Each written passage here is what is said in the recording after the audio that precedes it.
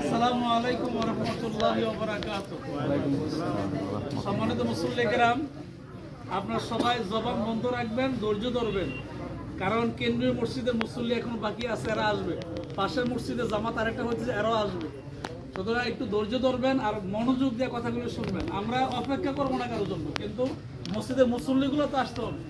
শুধু এই মুসল্লিগুলো আসার অপেক্ষা, এতটুকু, আর কিছু না। সম্মানিত মুসল্লিরা কেরাম, আপনাদের সামনে যে কথাটা বলতে যাচ্ছে তাহলে এই যে চলে গেছেন, আপনারা জানেন যে মরহুম আব্দুল জাহের সাহেবের ছেলে, আমার ডাক নাম ছিল বাবু। তো সে, আপনারা অনেকে সবাই তো জানেন, সে ড্রাইভ করতো। খুব খেয়াল করেন, ডাইনি ভাবে তাকানোর দরকার নাই। সকালবেলায় আমি আপনার ফোনের মাধ্যমে জানতে পারছি তার বুকে একটু ব্যথা হয়েছে। সে দৌড়াইয়া মধুসূর চৌমুনির কাছে, ওইখান থেকে ব্যথাটা বাড়ার পরে আবার তাড়াতাড়ি কসবা গেছে। কসবা থেকে দ্রুত, মানে খুব ইমার্জেন্সি, তাকে কুমিল্লা নেওয়া হয়েছে। আল্লাহর হুকুম, আল্লাহর ইচ্ছা, কিছু করার নাই। আল্লাহ পাকের মানে সব হুকুম। সে অল্প বয়সে, ঠিক এই সময় আমি ছিলাম ব্রাহ্মণবাড়ি, আমার শ্বশুর বাড়িতে। কারণ আমার সাথে তার অনেক সম্পর্ক ছিল, অনেক তার স্মৃতি আছে আমার সাথে। কারণ আমি দীর্ঘ অনেক বছর, যে আমাদের গাববাড়ির যে রনি সাহেব, যিনি ড্রাইভ করে, এই রনি সাহেব যখন আমাকে নিয়ে মাহফিলে যাইতো, তখন রনি সাহেব ব্যস্ত হয়ে গেছে। ব্যস্ত হওয়ার পর আমার বলছে যে ব্রাহ্মণ গ্রামের একটা ছেলের নাম আছে বাবু, ওই বাবুর আমি বলে দিব, আপনি মাহফিলে যাইনি, কোনো সমস্যা নেই। তাই এই রনি সাহেবের কথা বলার মাধ্যমে বাবুর সাথে আমার পরিচয়। তো এই বাবু দীর্ঘদিন পর্যন্ত আমার নিয়ে বাংলাদেশের বিভিন্ন জায়গায়, আপনাদের দোয়ায় অনেক জায়গায় গেছে, আমি গেছি।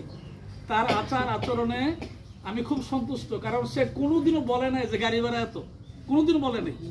এবং আমি ওয়াজ করার পরে যখন বাড়িতে চলে আসছি, সে বলে নাই যে আমার টাকাটা দিয়ে দেন, ভাড়াটা দেন, এই কথা জীবনও বলে নাই।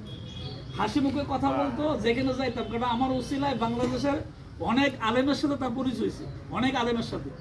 তারপরে আমাদের একজন বিশিষ্ট আলেম মাওলানা খন্দকার তাহির ইসলাম সাহেব, উনি আসছেন বিশারাবাড়ি, ওনার বাড়ি। ওনার সাথেও বাবুর অনেক গভীর সম্পর্ক ছিল। বাংলাদেশের বিভিন্ন আলেম, বিভিন্ন দরবার, যেহেতু আমরা যেখানে গেছি, এখানেই বাবুর সাথে বাবু এমন ব্যবহার করতো যে কয়েক মিনিটেই মানুষের মিশে যেত, হাসি মুখে কথা বলতো। তা আমরা আন্তরিকভাবে দোয়া করি আল্লাহ তাআলা তার এই অল্প বয়স, এটা আমি মানে আমার শ্বশুর শাশুড়ি কবর জিয়ারত করছি, হঠাৎ করে এই ফোন যে বাবুর এই অবস্থা। মানে আমার তো এমনি মন খারাপ, আবার গেছে এই ফোন। আল্লাহ, আমি মানে তখন যে আমার অবস্থা কি হয়েছে, আমি টের পাইছি। আন্তরিকভাবে আমরা দোয়া করি, আপনারা দোয়া করবেন। আমিও ব্যক্তিগতভাবে, তার সাথে আমার একটা সম্পর্ক ছিল, আমিও ব্যক্তিগতভাবে আপনাদের নিয়ে, সকলকে নিয়ে দোয়া করছি, দোয়া করব। আল্লাহ যেন তার জীবনের সমস্ত ভুলগুলি মাফ করে দেন, আমিন। সবাই বলেন আমিন, আমিন। সে ড্রাইভ করার কারণে তার সাথে অনেক বাংলাদেশের বিভিন্ন অঞ্চলের, কসবা এলাকার তাদের ড্রাইভ যে সমিতি আছে, এদের সাথে তার অনেক ভালো সম্পর্ক ছিল। অনেকে জানাজাতে উপস্থিত হয়েছে। এদের কাছেও আমার পক্ষ থেকে আমি বলবো, যেহেতু আমি বলি, পরিবারের থেকে পরে বলবে, আমি বলি যে যারা ড্রাইভ জগতে আছেন, যার এই সম্পর্ক বাবুর সাথে যেহেতু একটা সম্পর্ক ছিল, আল্লাহর হস্তে তার চলাফেরা, আচার আচরণ যদি আপনাদের সাথে কোনো ভুল করে থাকে, আপনারা স্ব ইচ্ছায় তার শেষ বিদায়ের সময় আপনারা মাফ করে দিবেন, আল্লাহ মাফ করে।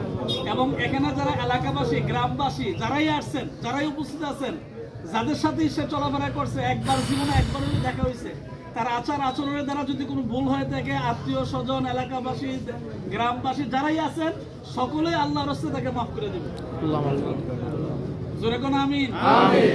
শোনেন, একটা কথা কি, যে একেবারে অল্প বয়সের বিদায় রনি সাহেব, ওই যে ড্রাইভার রনি সাহেব, উনি বলছিল হুজুর তার বিদায়টা আমি কোনোভাবেই মেনে নিতে পারছি না।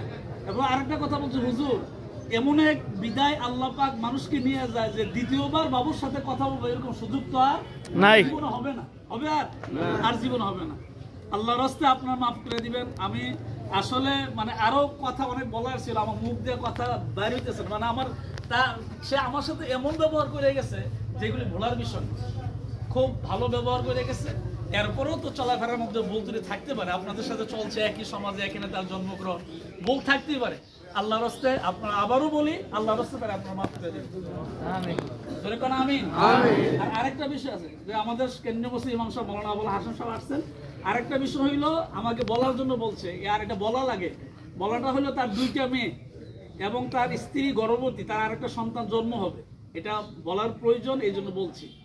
তো 2টা মেয়ে এবং আরেকটা সন্তান জন্ম হবে, তার স্ত্রী গর্ভবতী, তার স্ত্রীর জন্য, তার ভাই বোন পরিবারের যারাই আছে, হ্যাঁ বাচ্চাগুলি তো একেবারে ছোট, সকলের জন্য দোয়া করবেন আল্লাহ যেন তাদেরকে ধৈর্য ধরার তৌফিক দেন।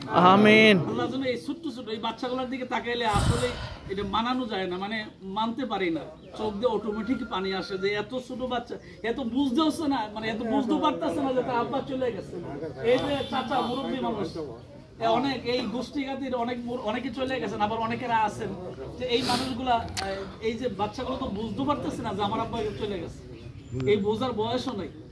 ঠিক অবস্থাটা আমাদের মতন হয়েছে। আমার আব্বা সৈয়দ আব্দুল মান্নান পীর সাহেব যখন দুনিয়াতে চলে যায়, আমারও বয়সটা এরকমই ছিল।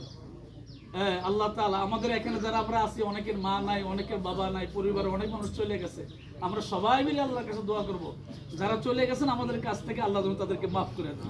আমিন। আমার কথার দ্বারা যদি কোনো ভুল যদি হয়ে থাকে আল্লাহ রাস্তে মাফ করবেন। আপনাদের কাছে দোয়া চাই, আন্তরিকভাবে দোয়া করি। আসসালামু আলাইকুম ওয়া রাহমাতুল্লাহ। এখন